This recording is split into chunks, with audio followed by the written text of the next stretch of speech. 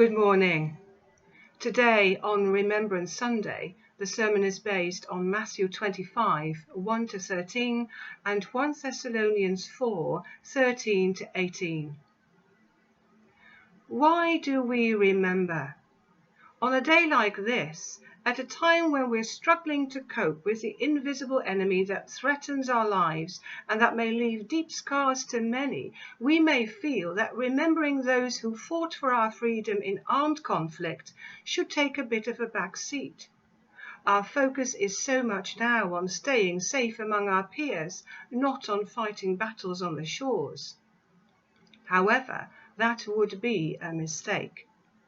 Remembering those whose lives were given for their loved ones and others is a good thing because it connects us with a part of our story that should not be forgotten, because it helps us to live now and in the future. And yet, even that human story of past and present wars is not the complete picture. If we were to stop at that, at simply remembering the conflict and reading the names, we would not do ourselves or even them any service. Why? Because we all need context. And the context of remembrance is not only the past, it is the future. Let me explain. First, with another question. Why do you think the story of my late husband's grandfather is still remembered in his family? Jan de Pachter, who was a member of the resistance during World War II and was betrayed and taken away to die in a concentration camp, gave his fellow prisoners a lifeline by reading from the small Bible he had managed to take with him in the deep pocket of his overcoat when he was arrested. And this story, which was written down in letters from survivors to his widow after the war, has been kept alive in our remembering as a sign of hope, even in our own lives, in our own context. It has given his family a perspective on life which helps us deal with issues of the present in the light of the future. Again, why? Because of hope. There is hope in remembering what has been achieved in the past for the good of others. We remember those who gave so much because we realize that our lives would be very different if they hadn't done what they did. So today we remember. We remember those whose names are on crosses and memorials and cenotaphs, and we show our respect for lives that were lost in battle. The lives of their families changed with them forever.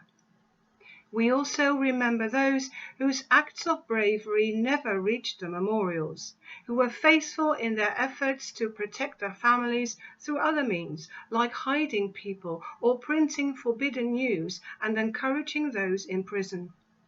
We remember because it is part of our story and it helps us move into the future.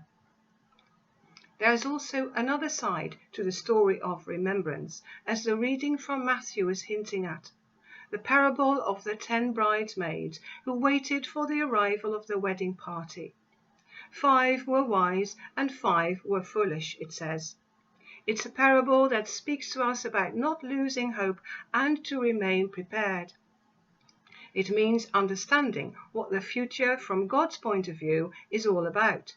And that means, among other things, remembering what God has done for us in the past so that we may have hope and be prepared for the future. And also being thankful for the lives of those who were obedient to the call to protect others in the face of injustice and terror. When the 5 wise bridesmaids left home that day, they remembered to bring their lamps, but also enough oil, for they didn't know how long they would have to wait. When the 5 foolish bridesmaids left home that day, they only took their lamps and didn't think about the oil that would keep them going.